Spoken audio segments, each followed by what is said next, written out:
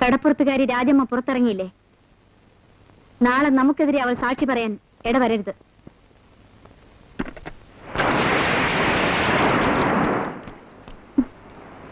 നമുക്ക് വീട്ടിലേക്ക് പോവാം. അയ്യേ, ഞാനില്ല. വെള്ളത്തിന്റെ നടുക്ക് കഞ്ഞിയും കുടിച്ച് ഉണക്കമേനും ചുട്ടുനിന്ന് കൂടാൻ.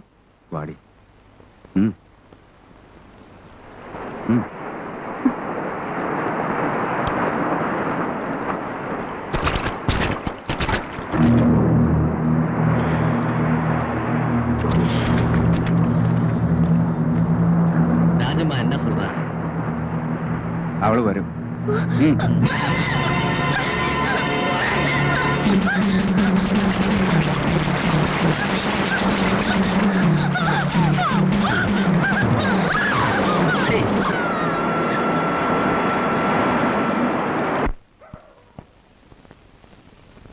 വിവരം തന്നത് ആരാണെന്ന് അന്വേഷിക്കണ്ട. നാളെ നിങ്ങൾക്ക് ഇവിടെ ചരക്കെത്തുന്നുണ്ടെന്നും സഹദേവൻ വഴിയാണ് ഇടപാട് നടക്കുന്നതെന്നും ഞാൻ അറിഞ്ഞു. ഇത്രയും കാലം നിങ്ങളെ വിശ്വസിക്കുന്നതിന്റെ കൂലി. അതിന് എന്നോട് പരാതിപ്പെട്ടിട്ട് കാര്യമില്ല. മിസ്റ്റർ ഷാ നേരിട്ടാണ് സഹദേവനെ ഏൽപ്പിച്ചത്. കഴിഞ്ഞ വർഷം നിങ്ങളുടെ ശ്രദ്ധക്കുറവുകൊണ്ട് എത്ര ലക്ഷം രൂപയുടെ സ്വർണം നഷ്ടപ്പെട്ടു. അതാവും കാരണം. എന്നാലും മാഡം, ഇയാളുടെ വിഷമം എനിക്ക് മനസ്സിലാവും. അടുത്ത തവണ മിസ്റ്റർ ഷായോട് ഞാൻ പറയാം. അങ്ങനെ സമാധാനിക്കാം. വേറൊന്നും ചെയ്യാനൊക്കില്ലല്ലോ. എന്താ ഇയാൾ? ഓ, ഒരു പരാതി. പോട്ടെന്നേ, നാളത്തെ കാര്യങ്ങൾ എങ്ങനെയാണ്? പുലർച്ചയ്ക്ക് ലോഞ്ച് പുറംകടലിലെത്തും. അവിടുന്ന് കരയിലേക്ക് കടത്താൻ വലക്കാരെ ഏർപ്പെടുത്തിയിരിക്കുന്നത് നാടൻ വള്ളത്തിൽ. സൂക്ഷിച്ചു വേണം. ഒരിക്കൽ പിഴച്ചാൽ പിന്നീട് അവസരം കിട്ടിയെന്ന് വരില്ല. ഹുസൈൻ സാഹിബിന് അതാണ് പറ്റിയത്. മേലിൽ ഒരു ഡീലിങ്സും അയാളെ ഏൽപ്പിക്കില്ല.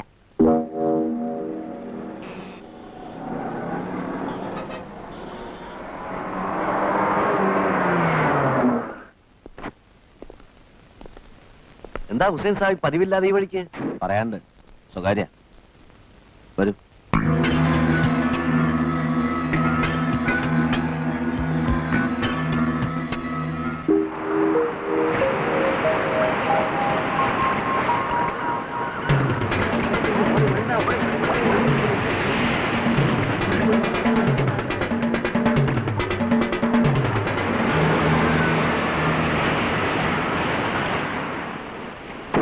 സാറിനെ അയാൾ പറഞ്ഞു പറ്റിച്ചതാണ്.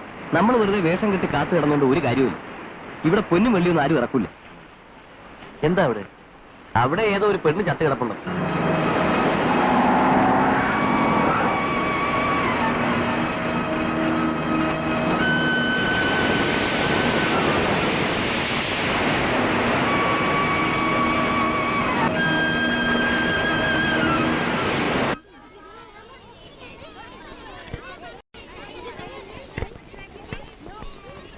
ഇന്ന് തന്നെ പണി തീർക്കണം.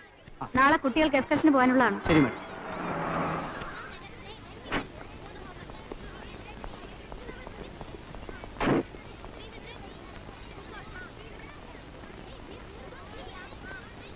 എന്തായി? കടപ്പുറത്ത് നാട്ടുകാരും പോലീസുകാരും ആ ഡിക്രൂസിന്റെ പെണ്ണ് രാജമ്മയുടെ ശവം അടിഞ്ഞിട്ടുണ്ട്. ആ പെണ്ണിനെ അവൻ കൊന്നതാണെന്നാ എനിക്ക് തോന്നുന്നത്. അതിരിക്കട്ടെ, നമ്മുടെ കാര്യം പറ. ഇനിയിപ്പോ ആളൊഴിഞ്ഞ തോണി അടുപ്പിക്കാൻ ഒക്കൂ. വേണ്ട, ലോഞ്ച് കൊയിലാണ്ടിക്കോ തലശ്ശേരിക്കോ പോട്ടെ. അവിടെ ഇറക്കിയാ മതി. അല്ല മാഡം, ഇവിടെ എല്ലാ ഏർപ്പാടും പറഞ്ഞതനുസരിക്കുക. നിങ്ങളൊന്നും പറയണ്ട. ശിപായി മുതൽ കസ്റ്റംസ് കളക്ടർ വരെ കോമാളി വേഷം കെട്ടി ചേർത്തിട്ട്. അതിന് കാരണം മനസ്സിലായില്ലേ? കടപ്പുറത്ത് പോലീസുകാരെ കണ്ടപ്പോ ബോട്ടുകാർ വിട്ടുപോയതാവും. എന്നാലും മടങ്ങി വരാതിരിക്കില്ല. ഞാനിപ്പറയുന്നത് അതിലും വലിയൊരു കാര്യമാണ്. ഇവിടെ കൊണ്ടുവന്ന സ്വർണത്തിന് പകരം അവർക്ക് തിരിച്ചയക്കാനുള്ളത് ഡ്രഗ്സ് ആണ്, മയക്കുമരുന്ന്. അവർക്കത് ഗോവയിൽ നിന്നും കയറ്റാനാണ് പ്ലാൻ. ഗോവ? എനിക്ക് കേൾക്കണ്ട. സത്യമാണ് സാർ ഞാൻ പറയുന്നത്. ഞാൻ വിശ്വസിക്കില്ല. ഞങ്ങളുടെ ശ്രദ്ധ മറ്റൊരിടത്തേക്ക് തിരിച്ച് നിങ്ങൾ വേറെ കാര്യം സാധിക്കും. അതല്ലേ പ്ലാൻ? നടക്കില്ല. മിസ്റ്റർ നമ്പ്യാർ, ഞാൻ പറയുന്നോന്ന് കേൾക്കണ്ട. മേലിൽ ഇത്തരം കെട്ടുകഥകളുമായി എന്റെ മുമ്പിലേക്ക് വരരുത്. ഓണം മിസ്റ്റർ.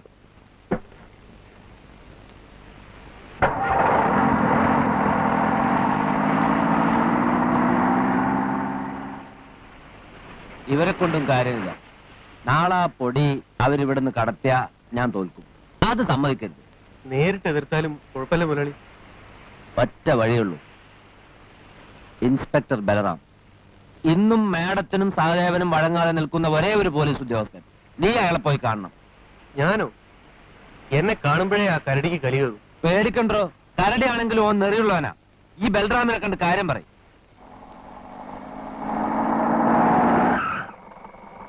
എന്താടോ?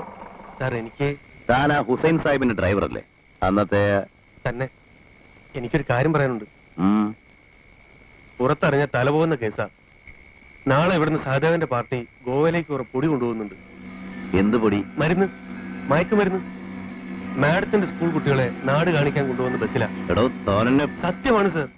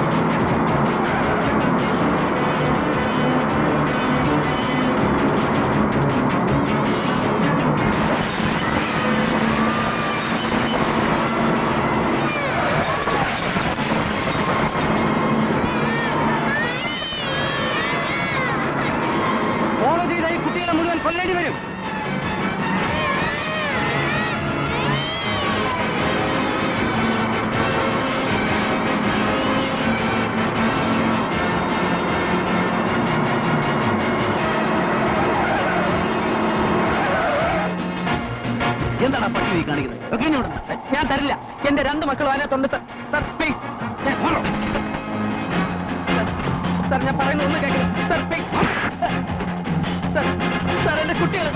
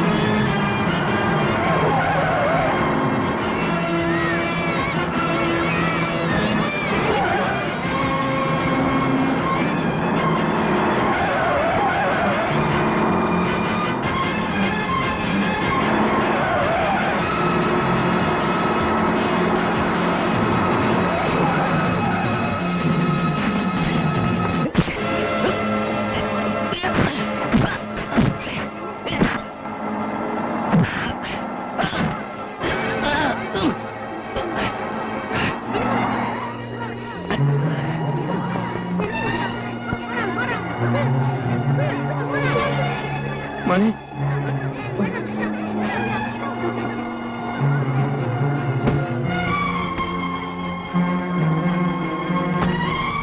സാരമില്ല, നിങ്ങൾ പേടിക്കണ്ട.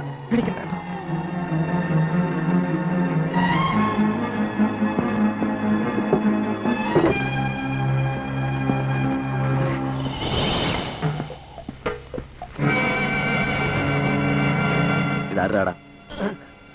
സഹദേവൻ മുതലാളിയുടെ. സത്യം പറഞ്ഞാൽ നിന്നെ ശിക്ഷിക്കില്ല, മാപ്പ് സാക്ഷിയാക്കാം. ഇതിന്റെ ബാക്കി എവിടെ ഉണ്ട്? മുതലാളി